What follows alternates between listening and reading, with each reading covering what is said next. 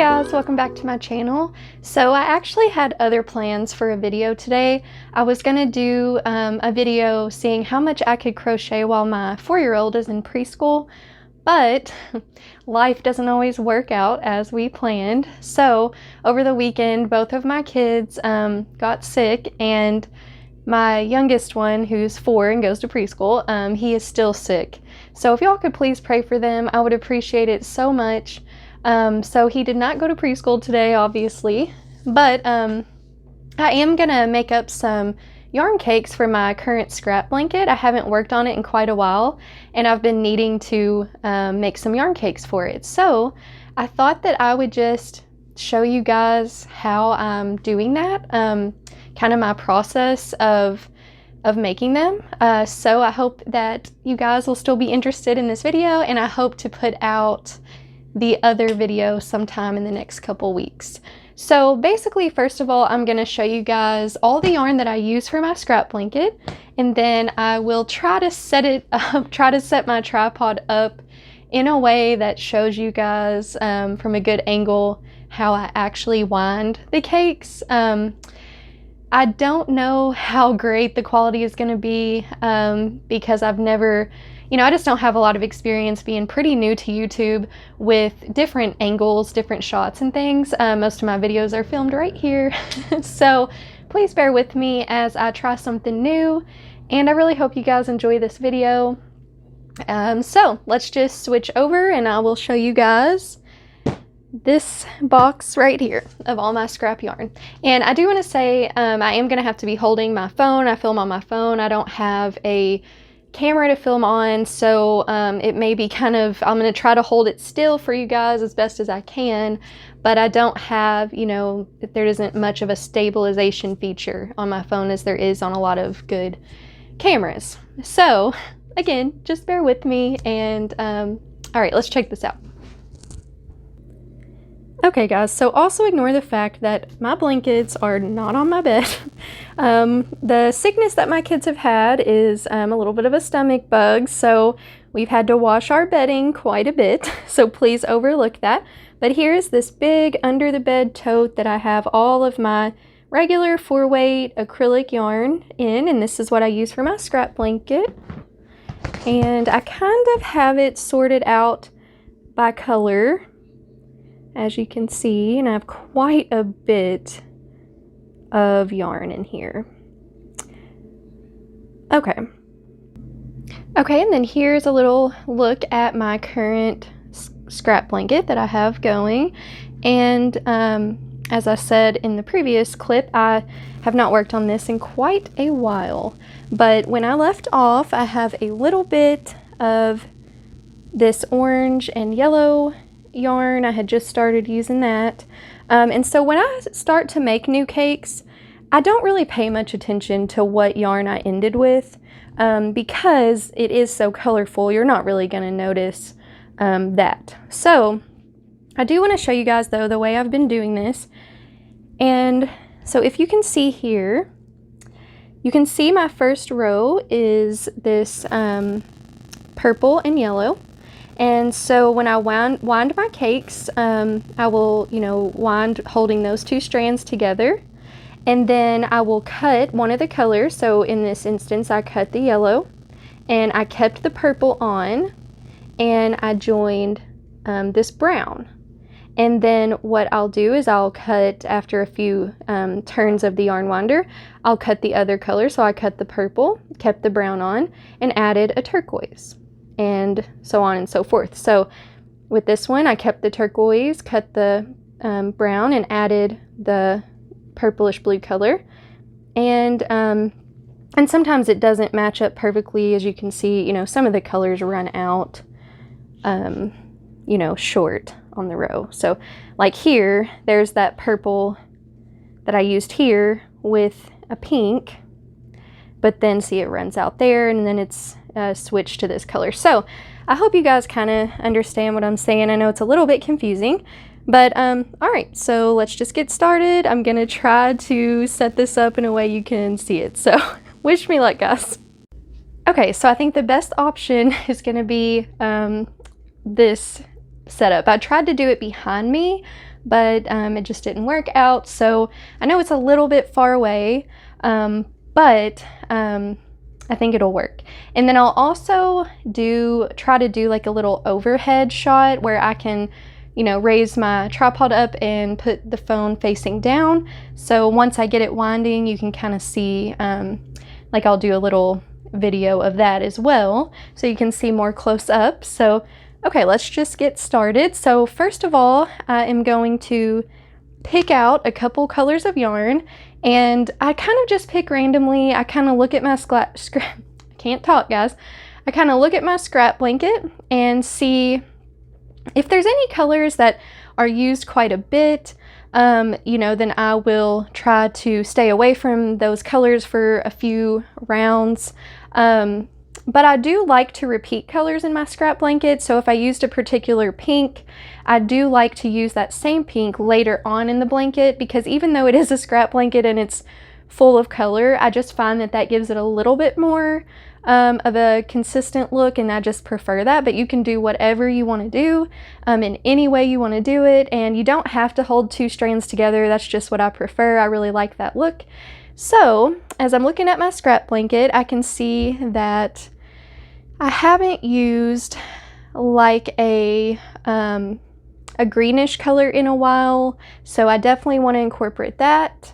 And then we'll just see what else I choose. So I will be right back after I grab a couple skeins of yarn. Okay, so these are the two that I chose, and so this lime green and this turquoise color. And the way that I do it, and I'm sorry you're not going to be able to see this part, but I do lay mine down on the floor. I find that that works out fine for me, and this blanket is just for me. You know, if I was making it for somebody else, then I would probably try a better method where they're not on the floor, but because it is for me and I do wash and dry my blankets, I'm not that worried about it. So I will just find the end here.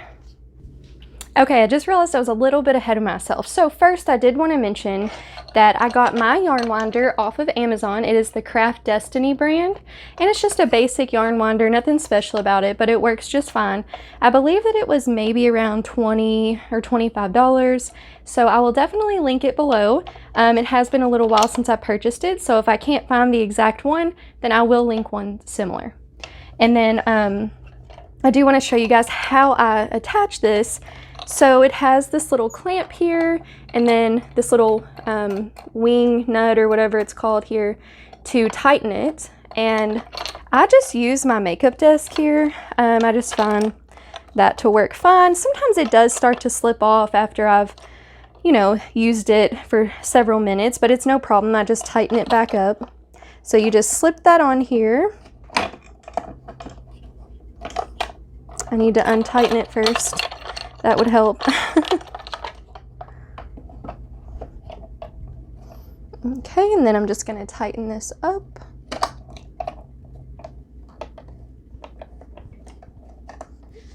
I do try to get it as tight as I can to prevent it slipping, but okay. And then this little guide here, this is a yarn guide, so you're going to place your yarn through here. And then you are going to place it, actually let me take my phone off so I can show you guys. Okay, so here is the little yarn guide that you'll place your yarn into, and then you will place the yarn through here, and that is to hold the yarn to where that is going to be your center pull. So whenever you take the yarn off of the winder, there'll be that yarn left to stick out of the top. So there's a little close-up of how it is clamped on. Please ignore the messy desk. I've had it for years and it's scratched and has makeup on it and everything else. Okay, putting you back on the tripod. Guys, this is like going to be a super casual video today, so I hope that you don't mind. Not very professional, but you got to learn somehow. All right, so I'm going to grab my two ends of yarn. Okay, and then I do find that when you're winding, if you have the yarn coming from the center, it is much easier to wind it if you do it in the way I do it. And that is because if you pull it from the outside, it's gonna flop around on the floor, which is fine. I do it, but you know. So what I do first is I pull out just a bunch of excess yarn, and I do no measuring with this. I kind of just eyeball it, and I just pull out a whole bunch of the yarn. So I'll kind of speed up through some of this so it's not so monotonous for you guys.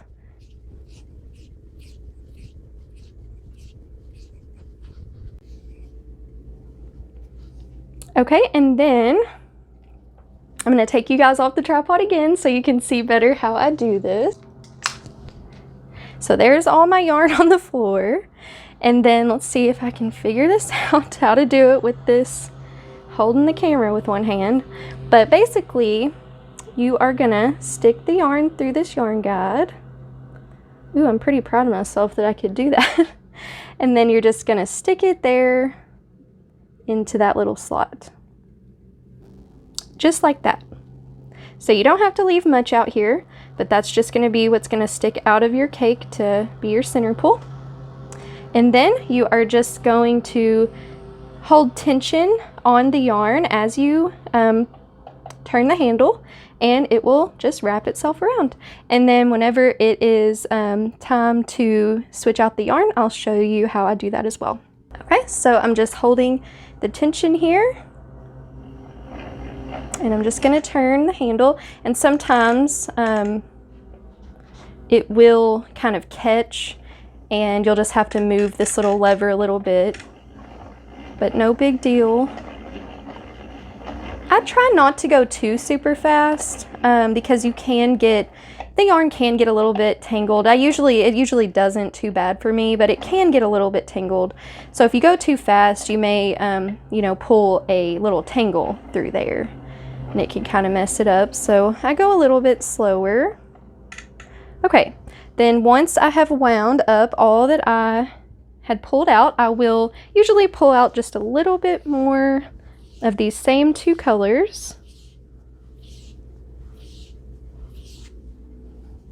And that is the great thing about a scrap blanket, is you don't have to do any measuring. You can do it however you want to.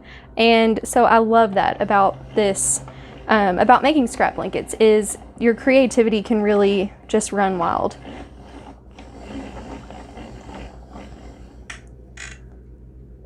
Okay, so now I am done with this color combination.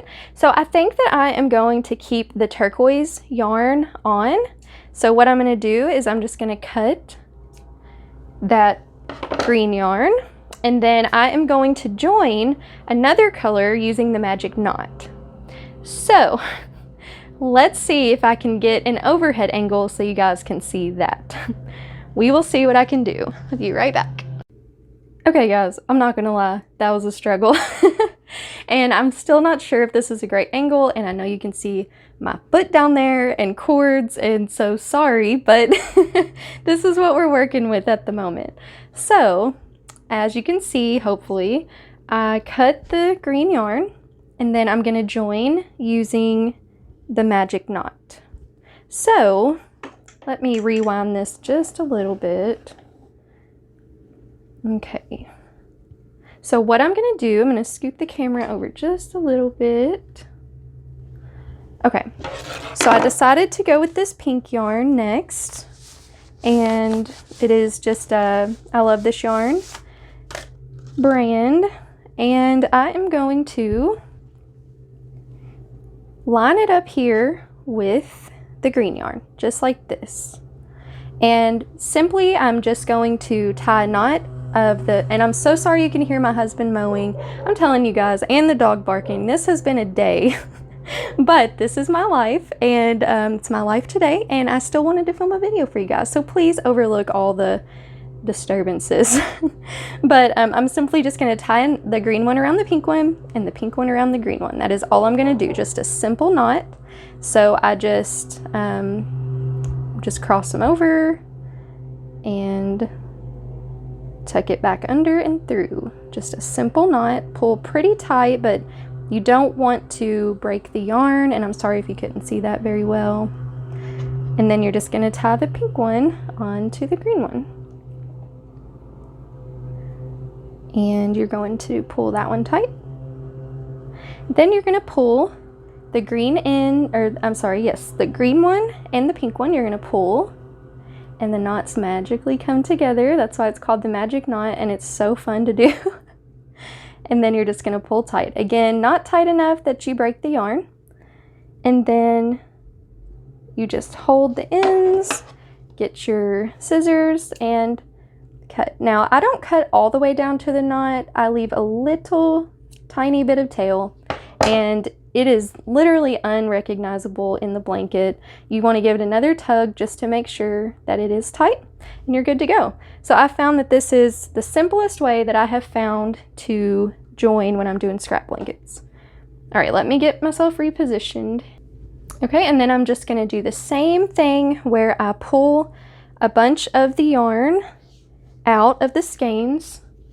And again, I know this angle is not that great, but yeah, so I'm just going to quit saying it. It's hard, you know, whenever you want your video quality to be better than it is, but you don't really have the experience or equipment to make that happen. But I'm just trying to be patient with myself and know that as I continue to do this, I will get better at these things. So I'll just quit saying it now. I'm sure it's annoying, but all right, so I got quite a bit pulled out, and then I am just going to first untangle this mic wire from from inside the yarn. So 1 second. Okay, now that I have that out of the way, I'm going to continue to wind.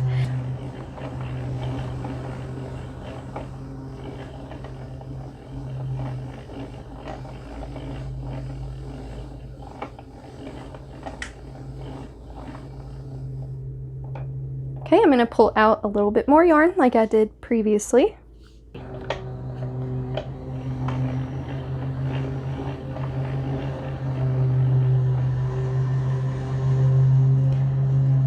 I told my husband I was filming, and he seems to be mowing right outside of our window, so that's so sweet of him. No, he's probably not even thinking about it, so I ain't mad. All right, so now I am going to cut the blue strand, since we've used that now for 2 sections, and I'm going to go grab another color to join. Okay, I decided to go with this mint color. So I'm going to do the same thing, and I'll show you guys one more time. Let me scoot this over. So sometimes you have to pull a little bit more out of the winder to get enough to tie a knot, but so I'm just going to lay them like this and tie a knot on both sides.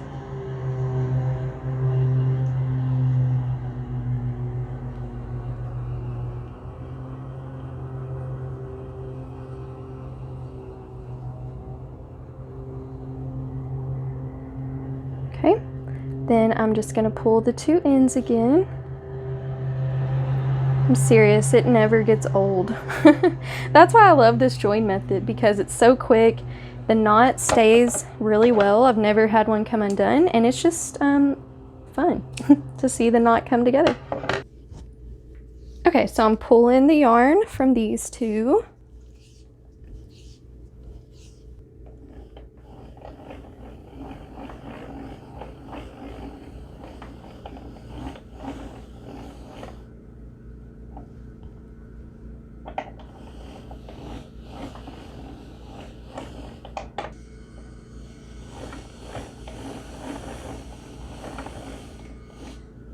Now, sometimes for some reason, my yarn likes to go up underneath the base here.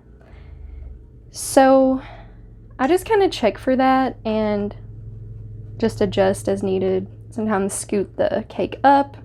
All right, so I'm going to continue this, and then I'll be back at the end.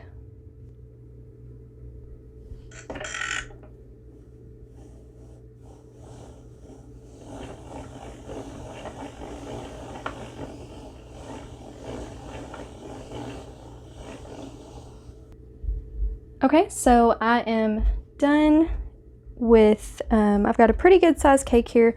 I could probably go another round, but I am just gonna leave it at that because it's fitting nicely on the base. And sometimes if you try to overdo it, it will really start to come over the sides. So I'm just gonna end there. And then I usually will make up about 3 cakes at a time, and those will last me several rows. So, you know, not too many, but enough to get me working for a while. So what I'm just gonna do is cut both of the yarns, and then you just take it out of the guide, and I just wrap it around and kind of tuck it in to the cake. And then you just want to pull this up like that a little bit, the one that was sticking through this little slot there, and you're just gonna gently pull it off. And it looks so cool whenever it comes off. So here's the bottom, and that for some reason always looks better, the bottom does. So I'm gonna switch back to my normal view and catch up with you guys there. Guys, that was hard. I am not gonna lie, that was hard. That was a lot harder than I thought it would be. So props to all of you people out there that produce amazing quality tutorials and videos. You're awesome, because that was a workout. Like, I'm sweating. But all right, so here's our little cake, and let me fix it here. And I do normally make these a lot bigger, but that was just hard. It was hard trying to maneuver around my tripod. I've never done that before, so I just thought we're just gonna make a little cake. But it's a little sloppy too, because again, it was really hard to do that around the tripod. Without the tripod in the way, it's much faster, much less sloppy, and much bigger. So know that. Maybe in the future when I get better at YouTube skills, I will make a better video. But until then, this is what you get. So, but it's still, you know, a cute little cake, and it'll serve the purpose. I find this easier to make up my cakes beforehand than to join yarn as I go. I joined yarn as I went on my first scrap blanket, and it worked out fine, but I had to keep this big tote, it's underneath my blanket. I had to keep this big tote in my room or carry it around to wherever I was gonna work on my scrap blanket, and I didn't like that. So to be able to have it in this little cake form, and to have a few on hand, then it's much simpler for me. So I really hope you guys enjoyed this video. Please let me know if you did. And I want to say thank you and hello to all my new subscribers. I appreciate you guys so much, and I really hope that you enjoy the channel. And a big thank you to the support of all my subscribers that have been with me for a long time. You guys mean so much to me, especially all of you guys that comment on a lot of my videos. I love talking with you guys.